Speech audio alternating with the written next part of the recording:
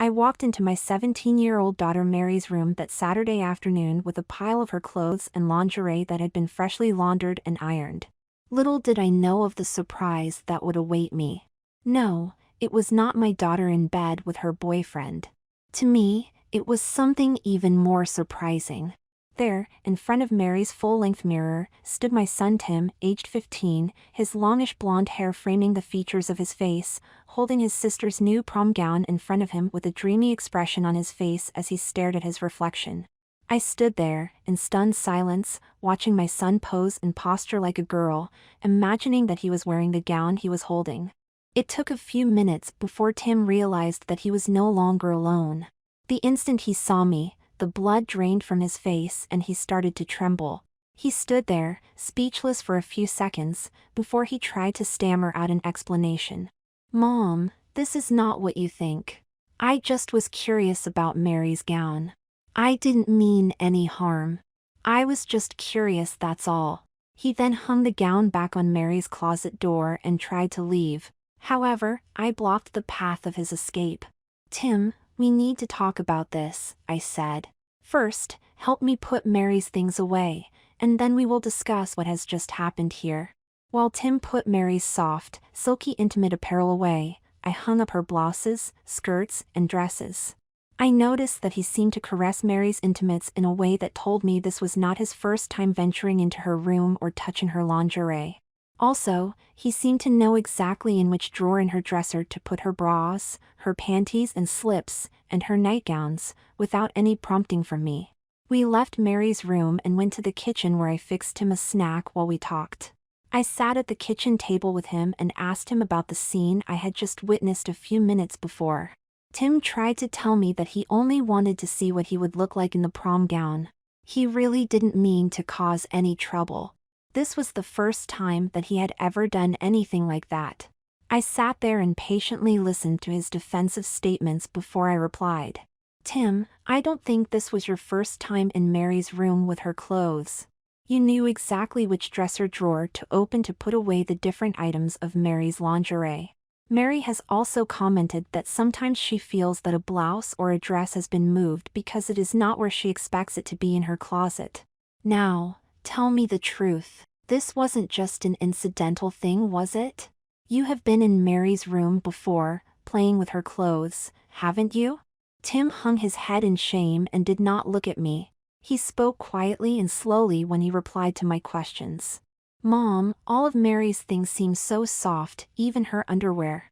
When I compare her clothes to the plain cotton things I wear, especially the underwear, I just want to feel that softness close to my body. When I saw her new prom gown hanging on her closet door, I was simply overwhelmed.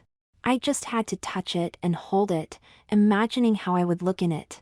I'm sorry that I played with Mary's clothes and I promise I will never do it again." He was almost in tears when he finished. I looked at my son and realized that what he had done was something that just surprised me and was not any sort of crime. I told him that I was startled to see him standing there holding Mary's gown in front of him. I told him that he had always been a good son and had never given me a moment's trouble. "Tim, I know that you were sincere with your promise never to be into Mary's things again. I also know, from the various articles I have read, that keeping this kind of promise is almost impossible to achieve. If you like to wear soft, feminine clothes, maybe I can help you. I would not be upset with you if you did. However, before we go any further, I need to know if you want to simply dress as a girl, enjoying the softness of the feminine fashions, or do you want to be a girl full-time and in all ways?" Tim looked up at me and said, "Mom, I just love the feel of the clothes. I do not want or need to be a girl full-time. I just want to occasionally dress as one and feel the softness of the lingerie against my skin. Helping me dress as a girl would be great, if you don't mind. However, sometimes, when I put on Mary's things, I think that it is wrong for a boy to want to dress in girls' clothes. People might think that I am a sissy or worse if they ever found out." I told Tim that no one would find out unless he wanted them to know. As far as I was concerned, it was all right for him to dress as a girl in the privacy of our own home. I then asked him if he would like to properly experience being dressed. He looked at me with those big blue eyes of his and simply nodded his head. We then went to my room where I told him to undress completely.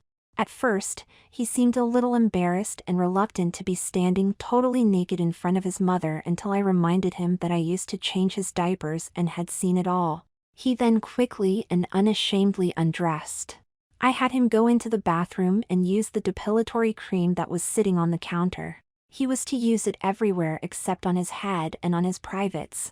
When he had finished, I had him wait for a few minutes before getting into the shower. He was to wash everything and then shampoo his hair. As he dried himself, I wrapped a towel turban style around his damp hair. I handed him my skin softener and lotion and said that he should use it on his now hairless and sensitive body. When he was done, he should come back into my room. Tim was there in no time flat. While he had been washing, I had gone and gotten a few things from Mary's room. Now, I handed him a white satin garter belt, which he neatly fastened around his waist. I handed him a pair of nylons and watched in amazement as he seated himself on my bed and carefully and quickly pulled them onto his legs and fastened them to his garters. "Mom, these nylons feel so much nicer now on my smooth skin," he said. White satin panties and a white satin bra were soon in place on his body. I had some of Mary's breast forms, from when she was starting to develop, which I put into the cups of the bra. Tim looked down on his girlish form with the bee-sized breasts and gasped. "Will the rest of me look this good when you are done?" he asked. I told him to wait and see. Tim also put a sanitary pad between his legs and properly tucked himself in. I helped him into a white satin waist snipper to help give him a more feminine waistline. It took a few seconds for him to get accustomed to the tightness of this garment and to be breathing properly. Over all of this, I had Tim put on a white satin, ankle-length full slip adorned with lace. His hands seemed to linger on the satin fabric covering his body once the slip was on.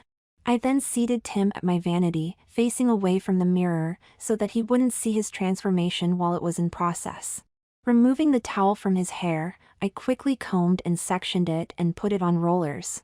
Soon his entire head was covered with various sized rollers, hairnet, and the plastic hairdryer bonnet. While his hair was drying, I did his makeup in a fashion that would be suitable for a 15-year-old girl, including blush and pink lipstick. I then removed the dryer bonnet, net, and rollers, and styled his hair into a very pretty feminine style. Several squirts of hairspray and 2 hair clips placed on either side had the look complete. I then had my newly created daughter turn and look at herself in the mirror. She was amazed at what she saw. Looking back at her was the very image of a pretty teenager, her young breasts pushing out through the fabric of her bra and slip. While Tim was admiring his new persona, I bent down and helped to put his feet into 3-inch heels. When she stood, she was a little unsteady at first. In a few minutes she was moving easier and walking comfortably in the heels. I then helped her into Mary's prom gown, a mint green satin dress with a square neckline, no sleeves, fitted to the waist and then flaring into a fuller skirt. I was just about to add some jewelry to complete her appearance when my daughter burst into the room, agitatedly complaining that she had to find a date at the last minute for the brother of her best girlfriend. Mary stopped short when she saw that I wasn't alone. It took a few seconds before she asked me, "Who is this girl and why is she wearing my new prom gown?" I looked Mary squarely in the eyes and said that this was her new little sister Tara. Mary was taken aback by my statement. She then looked closely at Tara for a few minutes before the realization set in for her. "Tim, is that really you?" Mary could not believe her eyes when Tim nodded in agreement. "You look so natural standing there in my prom gown. You are so very pretty. If Mom hadn't said you were my new little sister, I would not have known it was you. I did not even recognize you. Are you going to be my full-time or part-time little sister?"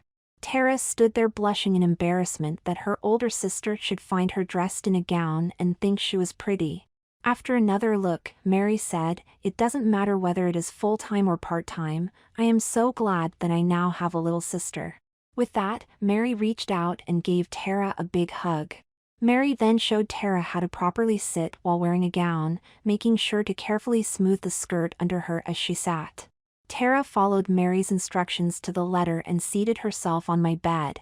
Mary then turned back to me and continued with the lament that had brought her to my room in the first place.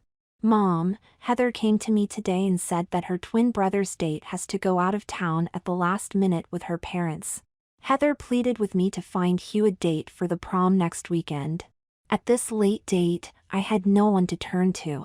Until I came in here just now, I had no idea what I would do. Is Tara allowed to date or is she too young? Could she be Hugh's prom date?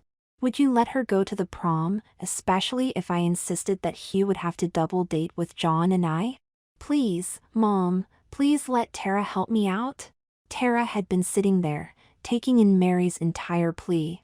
I looked first at Mary, then at Tara and then back to Mary before I spoke. Mary, your idea to have Tara as Hugh's date is a good solution to Heather's problem. However, if I allow Tara to date, it is still her decision if she wants to go to the prom with Hugh. You will have to ask Tara directly.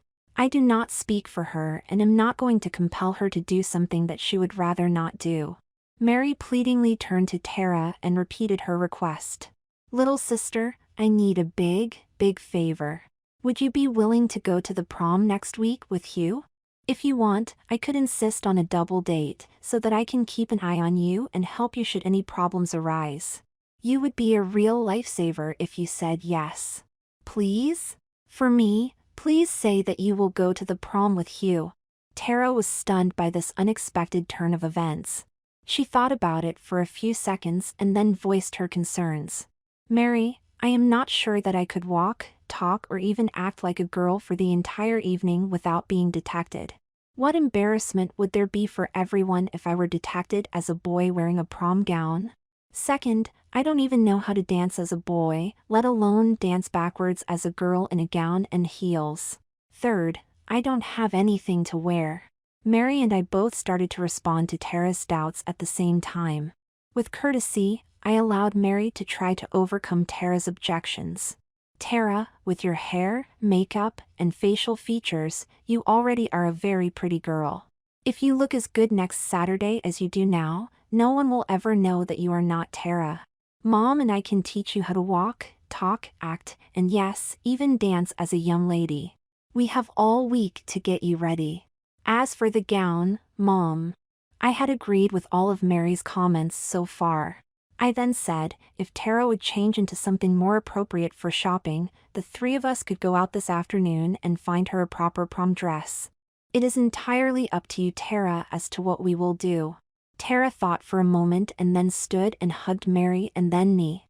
Yes, I would like to attend the prom, if you think you can make me presentable. Mary squealed with delight and immediately gave her little sister an even bigger hug than before.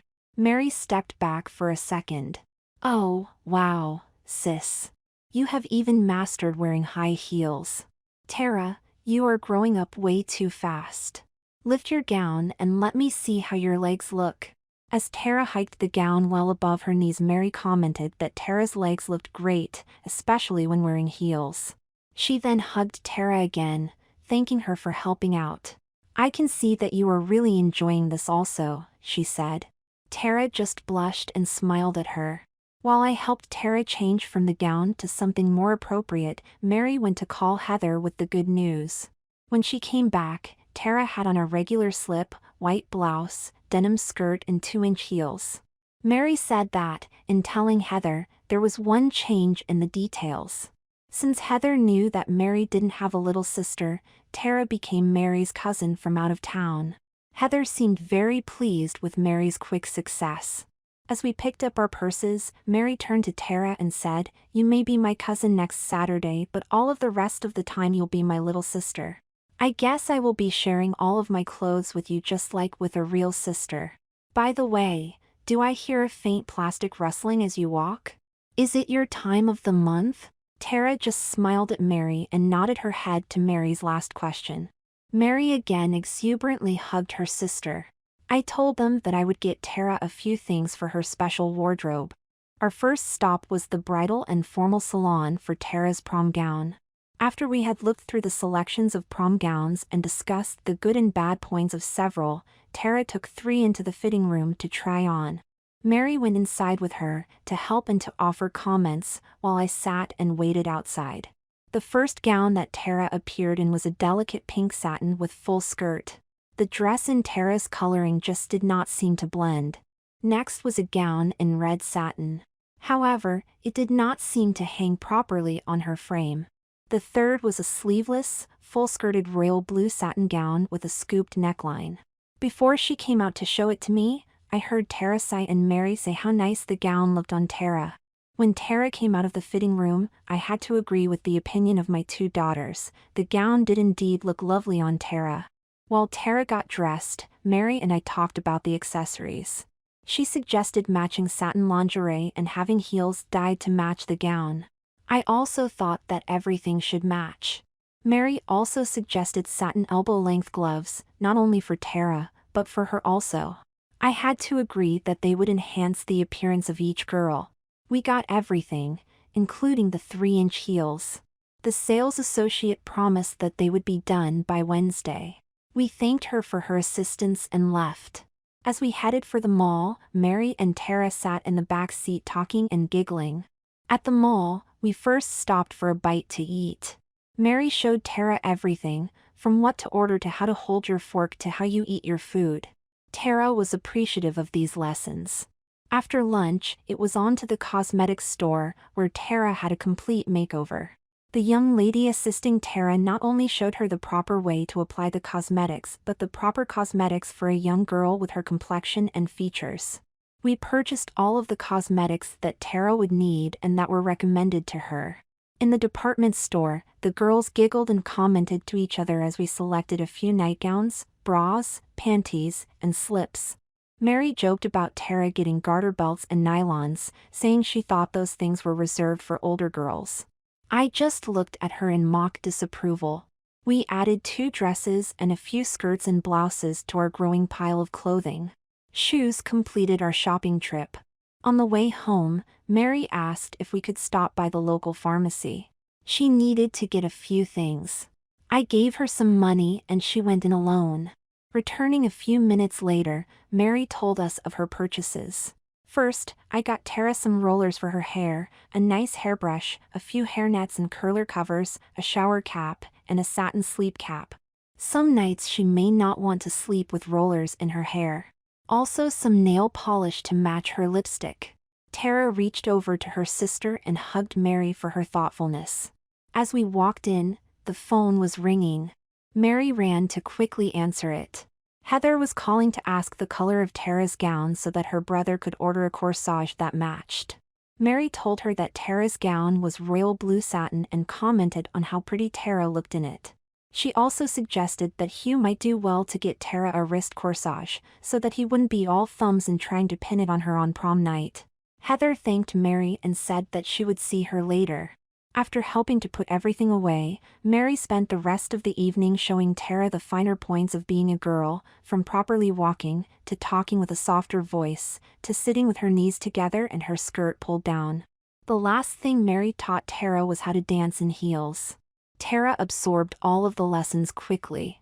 They then changed into their nightgowns and returned to the family room. Mary suggested that they paint each other's toenails, just like other sisters. Tara was very receptive to this suggestion. I sat there and watched as they did each other's nails. Mary then put Tara's hair in rollers. Tara did the same for Mary as Mary told her what to do and how to do it. Mary then produced 2 satin curler covers for the girls to wear over their rollers. Tara looked adorable standing there in her pink satin nightgown and pink satin hair bonnet. At bedtime, each girl kissed me good night and went off to her bed. I sat there smiling, watching my 2 daughters, clad in their nightgown, rollers in their hair and hair bonnets in place, head off toward their rooms. On Sunday, Tara borrowed a dressy dress from Mary. After our preparations, we went to church. Although Tara was nervous about being recognized, she was more than capable of being a girl as Mary introduced her around as her cousin. Several members of the congregation complimented Tara on her nice appearance. After church, we went out and had a nice lunch. I carefully observed Tara throughout, as did Mary. A few minor corrections were needed for Tara. However, she had learned her lessons well and had all of the mannerisms of a teenage girl. She and Mary even excused themselves from the table and went to the ladies' room together. The routine was established for the week. After getting home from school, Tim would change his clothes and become Tara. Both girls would get their schoolwork out of the way first. Both would assist with dinner, whether in setting the table or doing the dishes. If schoolwork was completed, Mary would continue her lessons on becoming a girl with Tara, including dancing. Tara was adapting to this routine very well. I noticed that, although she was happy in the morning, going to school as Tim, she seemed happier in the afternoon when she changed and became Tara. Mary, who had accepted Tara from the first, was even more accepting of her little sister as the week went on. On Friday, after they returned from school, Mary told Tara about the schedule for Saturday. "John and Hugh will pick us up here. We'll then go to dinner, meeting Heather and her boyfriend. After dinner, we will go to the hotel where the prom is being held. A party is being held at Heather's afterward. Also, we have our beauty appointments early in the afternoon to get our hair and our manicures done. Mom said she would help us with our makeup. Any questions?" Tara shook her head and told Mary that she hoped to be presentable and not to be embarrassment. Mary hugged Tara and assured her that she would not be an embarrassment but a pretty young lady at the prom. After more practice in the fine arts of girlhood, the girls changed into their nightgowns, did each other's hair and cleaned and repainted each other's toenails. It was sweet watching Tara become the young lady she wanted to be and to see her enjoying the experience so.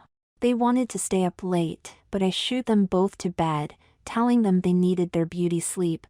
Reluctantly, they headed for their rooms, maybe to sleep, maybe too excited about the upcoming prom to sleep. Saturday morning saw the girls sleep in late. When they did arise, I made sure that each took a bath, using plenty of scented bath oil. I also made sure that Tara shaved any stray hair on her body that may have been missed previously. When they came down to eat, each wore a sleeveless white cotton blouse and a full denim skirt. Mary had decided against heels and had convinced Tara to do the same. Each wore flats and knee-highs. As they sat there eating, they truly looked like sisters. There was also a sisterly bond between them, unspoken but evident. Tara admitted to having some nervousness about going to the beauty salon, fearing that she would be recognized and revealed. Mary assured her that she had nothing to worry about. Tara, however, was not at all convinced, despite Mary's assurances. After we cleaned up, I took the girls to the beauty salon. If there was one teenage girl getting made beautiful for the prom, there were a dozen. The waiting area was excessively filled with the mothers waiting for their daughters. I joined the crowd waiting while Tara and Mary were taken to the shampoo area. I had seen Mary numerous times get her hair done, so I concentrated my attention on Tara. She sat up straight while the stylist draped the shampoo cape over her body and leaned her back. She seemed to be relaxed and enjoyed the shampoo and conditioning. I could see Tara's eyes close, almost as if she were dreaming. With a towel over her head, she followed the stylist to the styling station. Mary and her stylist were beside Tara. Just to Mary's right was Heather, getting her hair set. I saw the girls talking as Mary introduced her cousin Tara to Heather. They seemed to hit it off right away. In short order, all three girls had their hair in clips and rollers and had hairnets tied in place. There were 3 open dryers, but only 2 side by side. Heather took the solo dryer, while Tara and Mary sat beside each other. Manicures were done for both girls. I looked at Tara, covered with a pink shampoo cape, hair in rollers under a dryer, getting her nails shaped and painted with a lustrous pink polish. I smiled inwardly at how far my new daughter had come in just 1 week's time. She was smiling and looking at hers and Mary's fingernails, as they were transformed from plain to painted. It was then back to the styling stations. From different angles, Tara and I both watched the stylist perform her magic.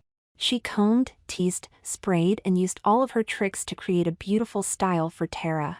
She was even able to pile a few curls on top of her hair. Mary was getting an updo and looked exceptionally stylish in her own right. After heavy doses of hairspray, I saw each stylist clip something in each girl's hair. It turned out that they were two sets of ribbon streamers that were as close a match as possible to the color of the girl's gown. Tara had 3 streamers on each clip in royal blue and Mary had the same only in mint green.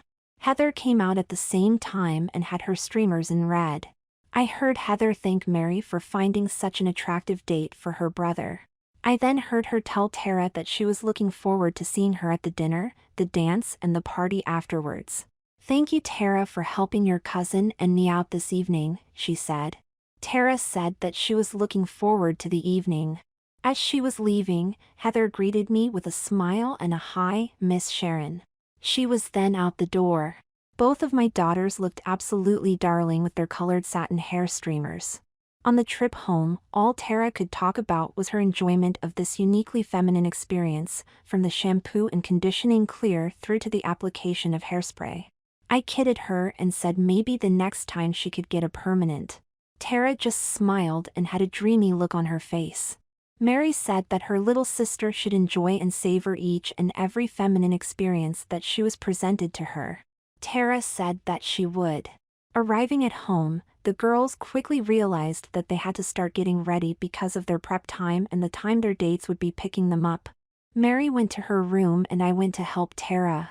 She quickly undressed, no longer embarrassed to be naked in front of her mother, thinking of herself only as a girl. She easily put on her garter belt, stockings, panties, and bra, and then positioned her breast forms in her bra cups. Before we went any further, I handed Tara her sanitary pad, which she positioned properly and tucked herself in. I helped her with her waist nipper and then her slip. Using Tara's cosmetics, I did her face, so that she radiated the youthful exuberance of a teen miss preparing for a big evening. I did highlight her eyes some by using mascara to lengthen and thicken the lashes and a touch of eyeshadow. Moderation, though, was the key throughout, from her eyeshadow to her blush strategically placed on her cheeks to the several coats of pink lipstick applied to her lips. Tara quickly stepped into her heels while I removed her gown from the protective garment bag. I helped her into it, making sure not to muss her hair or her makeup. I then zipped the back and straightened out her hair streamers. Pearl earring and a pearl necklace were Tara's jewelry for the evening. Tara then put on her satin elbow-length gloves. She was a total picture of loveliness and I told her so. She hugged me and thanked me for helping her experience all of these wonderful clothes and the prom. Just as we finished our hug, Mary came in attired in her gown. She was also very lovely looking and I complimented her. I reached around and straightened her hair streamers. When I looked at both of them, Mary and Tara seemed to be glowing and radiant. I used my favorite perfume and made sure that both girls were wearing enough of the scent. I then took both of my daughters to the family room for pictures and to wait for their dates. Each girl picked up her matching evening bag filled with cosmetics, tissues and cab fare, if necessary. I posed each of my beautiful daughters separately and then together. When their dates arrived, I answered the door, while the girls stood waiting expectantly in the family room. John handed Mary a corsage box. Hugh was at first stunned by Tara's beauty and was slow to hand Tara her corsage. Mary already had hers on her wrist when Hugh regained his senses and stammered out an apology before handing Tara her corsage. When she opened it, she thanked Hugh and told him that it was very pretty. She then slid the elastic strap over her wrist so that her corsage was displayed just like Mary's. After more pictures of both couples, I told them to have a good evening. I had already warned the girls about the perils of drinking and sex and they both seemingly heard my words. Rather than drive, the boys, along with Heather's date, had rented a limo. Heather and her date sat waiting in the limo for Tara and Mary and their dates to get in.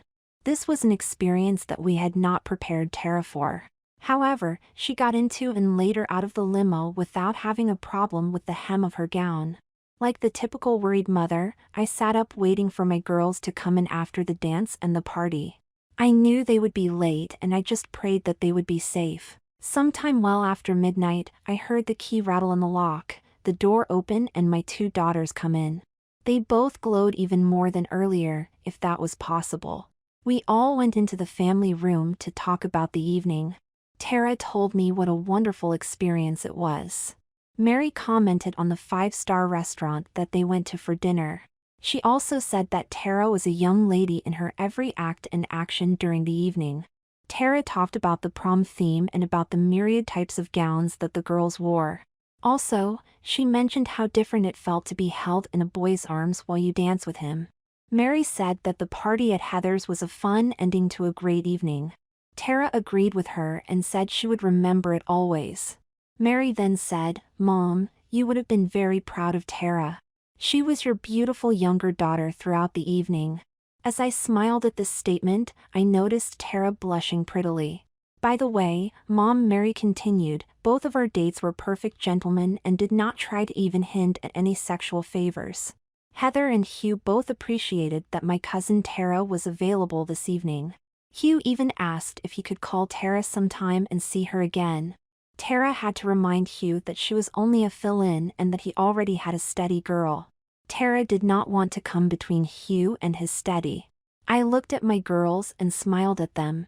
I asked Tara if she were ready to resume being Tim on a full-time basis now that the prom had passed. Before Tara could reply, Mary let out a mock scream of anguish, saying that she still wanted to have her little sister around. It's neat having a little sister to talk with about girl things, do each other's hair and paint each other's toenails. Mary said, "I don't want to give her up, and I hope that Tara will still want to remain my sister, if only in the evenings and on weekends. I love my little sister." Tara smiled at Mary's semi-anguished lament and said that she had really enjoyed the entire week of being Tara. The picking of the prom gown, the learning of all things that go into being a girl, the beauty salon hairdo and manicure, and the prom are things that I do not want to turn my back on.